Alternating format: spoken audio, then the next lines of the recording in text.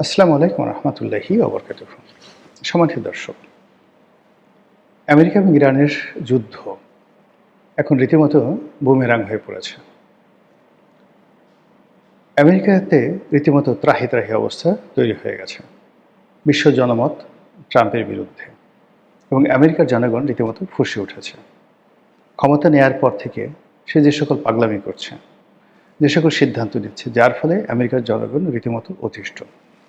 এই যে বিভিন্ন দেশে ট্যাক্স বসিয়ে তিনি বিশ্বকে অশান্ত করতে গিয়ে আমেরিকান জনগণের উপর যে জুলুম তিনি শুরু করেছেন, তার ফলে আমেরিকার যে অর্থনীতি রীতিমতো ভেঙে পড়েছে।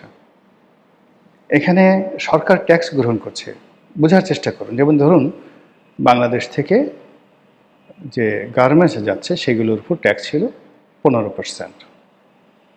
এখন এই 15% ট্যাক্সকে তারা এটিকে যখন 36% করলো প্রথমে, তারপর এটাকে নামিয়ে 20% করলো। এখন এই যে 20% ট্যাক্স কারা দিচ্ছে? আমেরিকার জনগণ দিচ্ছে। আমাদেরকে ক্ষতি করতে গিয়ে মূলত তারা আমেরিকার জনগণের উপর ট্যাক্স বসাচ্ছে, আর সেই ট্যাক্স দিয়ে সে সরকারের যে রাজস্ব খাত, সরকারের যে দেনা, এগুলো তারা পরিশোধ করছে এবং রাজস্ব খাতের সমন্বয় করছে। এর ফলে কি হলো? আমেরিকার জনগণ তো খুশি হওয়ার কথা না। ধরুন এখন বাংলাদেশে আমরা চায়না থেকে সস্তায় মালামাল আনি, বিভিন্ন পণ্য সামগ্রী আনি, বা জাপান থেকে আমরা গাড়ি আনি, ভারত থেকে আমরা তুলা আনি, চাল ডাল আটা ময়দা আনি। এখন আমাদের সরকার ভারতের সাথে জিদ করে ভারতীয় পণ্যের উপরে এন্টি ডাম্পিং করে এখন যে শুল্ক আছে সেটাকে দ্বিগুণ করে দিল। ফলে কি হলো? ভারত থেকে চাল ডাল আটা ময়দা যা কিছু আসছে এগুলোর দাম দ্বিগুণ হয়ে যাবে। যারা আমদানি করক তাদেরকে বেশি ট্যাক্স দিতে হবে, আর যারা ক্রেতা তাদেরকে পকেট খালি করে সেই মালামালগুলো কিনতে হবে। আমাদের যারা অভাবী লোকজন, তারা আগে যেখানে 1 কেজি খেত, তারা পরবর্তীতে আধা কেজি খাবে। ফলে পুরো বাংলাদেশে যে একটা ত্রাহি ত্রাহি অবস্থা তৈরি হয়ে যাবে, ঠিক একই অবস্থা কিন্তু আমেরিকাতে এখন ঘটছে।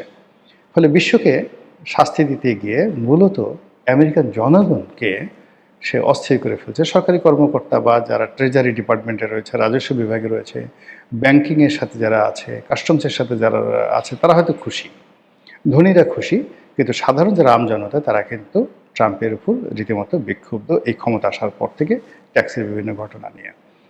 অন্যদিকে সে এই যে ট্যাক্স নিয়ে যে সকল পাগলামি করেছে, সেই পাগলামির মধ্যে সে ইংল্যান্ডের মতো দেশ, ফ্রান্সের মতো দেশ, নেদারল্যান্ডের মতো দেশ, তাদের দীর্ঘদিনের পরীক্ষিত বন্ধু, তাদেরকেও শত্রু বানিয়ে ফেলেছে।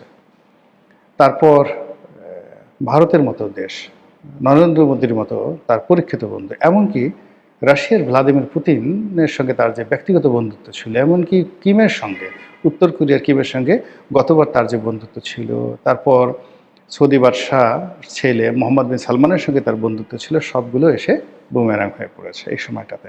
ফলে সারা দুনিয়াতে ডোনাল্ড ট্রাম্প এই মুহূর্তে বন্ধুহীন। যখন একটা মানুষ বন্ধুহীন হয়ে যায়, নিষ্ঠুর হয়ে যায়, সে যখন একটি মানুষ সঙ্গী হারা হয়ে পড়ে, কোনো মানুষ তাকে পছন্দ করে না, চারিদিকে যত সব দীর্ঘশ্বাস, হাত পিত্তেশ, অভিশাপ যখন কোনো মানুষের উপরে পড়ে, সঙ্গে সঙ্গে সেই মানুষের মধ্যে প্রকৃতিগতভাবে একটা হতাশা চলে আসে, এবং হতাশা থেকে মানুষ রাগ হয়ে যায়, ক্রোধ দেখায়, আজে বাজে কথাবার্তা বলে, এবং ঠিক সেই কাজগুলিই এখন ডোনাল্ড ট্রাম্প গত 6-7 মাস যাবৎ করেছে। হঠাৎ করে কথা নাই বার্তা নেই, তার শখ হলো নোবেল পুরস্কারটা পেতেই হবে। তো যখন সে নোবেল পুরস্কার পেল না, তখন সে রাগ হয়ে গেল এবং সে বলল যে পৃথিবীতে এতগুলো যুদ্ধ বন্ধ করলাম। মূলত আসলে সেই যুদ্ধগুলো শুরু করেছিল সে, পিছনে পিন দিয়ে যুদ্ধগুলো শুরু করে আবার সেই যুদ্ধগুলো সে বন্ধ করেছে। প্রথম দফা ইরানের সাথে ইসরায়েলের সাথে যে যুদ্ধ হলো 12 দিন, সেই যুদ্ধ সে বন্ধ করে দিল জোরাজুরি করে। পাকিস্তানের সাথে যে যুদ্ধ হলো ভারতের, সেই যুদ্ধ সে বন্ধ করে দিল। বন্ধ করে দিয়ে সে বলল যে আমাকে এখন নোবেল পুরস্কার দাও। আর সেই নোবেল পুরস্কার যখন তাকে দেওয়া হলো না, শান্তি পুরস্কার দেওয়া হলো না, সে এতটা রাগ হয়ে গেল, নোবেল কমিটিকে রীতিমতো গালাগাল, অকথ্য ভাষায়, অশ্রাব্য ভাষায় সে গালাগাল দেওয়া শুরু করলো। এবং সে বলল, যেহেতু আমি শান্তির জন্য এত কাজ করলাম, তোমরা আমাকে পুরস্কার যখন দাওনি, এখন থেকে আমি আর শান্তির জন্য কাজ করব না। যেই কথা সেই কাজ। দেনানদেনতে সে ভেনেজুয়েলাতে অপারেশন পরিচালনা করলো, করে সেখান থেকে ভেনেজুয়েলার প্রেসিডেন্ট এবং তার স্ত্রী এই দুজনকে বন্দি করে নিয়ে আসলো। কি অভিযোগ? তারা মাদক চোরাচালানি করে এবং ভেনেজুয়েলাকে তারা মাদকের ট্রায়াঙ্গল রুট হিসেবে ব্যবহার করে সেই মাদক তারা আমেরিকাতে রপ্তানি করে এবং স্বামী স্ত্রী দুজনেই মাদক ব্যবসা করে। এর চেয়ে হাস্যকর, মানে এর চেয়ে জঘন্য, মানে রাষ্ট্র ক্ষমতায় থেকে বাংলাদেশের মতো একটা ছোট রাষ্ট্র বা ভুটানের মতো একটা ছোট রাষ্ট্র, এ দেশের প্রেসিডেন্ট এবং তার স্ত্রী মাদক ব্যবসার সাথে জড়িত হবে, এটাও কল্পনা করা যায় না। তো সেখানে পৃথিবীর বৃহত্তম যাদের অয়েল রিজার্ভ রয়েছে এবং ভেনেজুয়েলা একটি উন্নত রাষ্ট্র, ঠিক তারা সেই অবস্থায় সেই রাষ্ট্রের যিনি প্রধান তিনি মাদক ব্যবসা করবেন, গডফাদার, তারপর শেষে তিনি সেই মাদক আবার পাচার করবেন, মানে এই কথাগুলো একটা পাগলও বলে না। এখন সেই মানে মাদুরকে এনে তারা যখন বিচার করার চেষ্টা করছে আমেরিকাতে, এখন আমেরিকার যে জুডিশিয়ারি তারা তার বাংলাদেশের জুডিশিয়ারির মতো নয়, তারা যাকে বলে পাকিস্তানের জুডিশিয়ারির মতো নয়, তারা আমেরিকান জুডিশিয়ারি। এখন তারা বলছে ঠিক আছে, ভালো কথা, মাদুরো যে ড্রাগ ট্রাফিকিং করছে তার প্রমাণ দাও। এখন তো ডোনাল্ড ট্রাম্প সরকার সে প্রমাণ দিতে পারছে না, ফলে মাদুরো সম্ভবত সেখান থেকে মুক্তি পেতে যাচ্ছে। এরপরে সে করলো কি, এই ঘটনার পরে তার রাগ বেড়ে গেল। সে বলল যে আমি অনেক কিছু পারি। এখন সে ভয় দেখাচ্ছে যে পৃথিবীর অনেক দেশ থেকে সেইভাবে লোকজনকে ধরে নিয়ে যাবে, তার কথা না শুনলে ধরে নিয়ে যাবে। এবং এই কারণে আমাদের ইউনূস সাহেব এত ভয় পেল যে তার মানে নির্বাচন হবে ফেব্রুয়ারি মাসের 12 তারিখে, এর মধ্যে সে 9 তারিখে ডোনাল্ড ট্রাম্পের ভয়ে সে তাদের সাথে একটা চুক্তি স্বাক্ষর করল।